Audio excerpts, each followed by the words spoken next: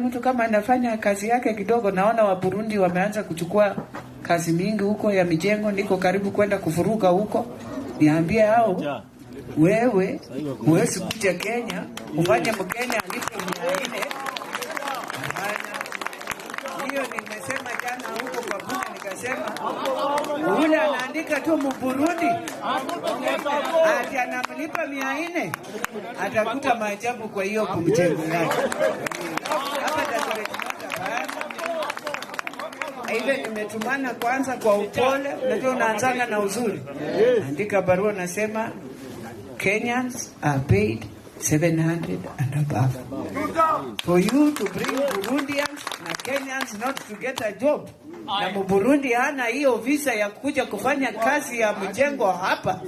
Tutapambana, ambia wa Burundi mimi ndio nitarudisha hao Burundi.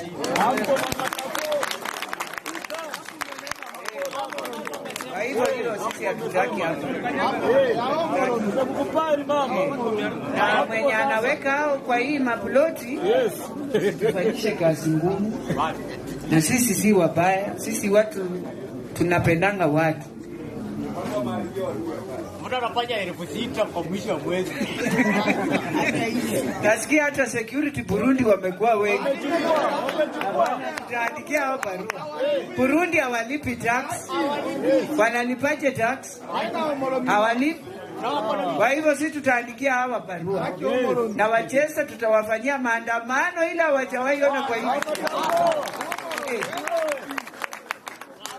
Kwa hivyo leo naenda kusema kabisa kwa bunge, serikali ianze kuangalia wa Burundi na wale wako Dagoretti North wako na makazi ya Wakenya, wapatie Wakenya. Ukipata mjengo iko na Burundi, sisi tunafunga hii mjengo. Tuambia kama hakuna Wakenya wa kufanya kazi. Kwa pamoja na hii security pia huwezi kuweka wa Burundi tupu. Hapana, ati kwa sababu na walipa pesa kidogo. Hiyo mchezo hao watu wapeleke mbali kabisa.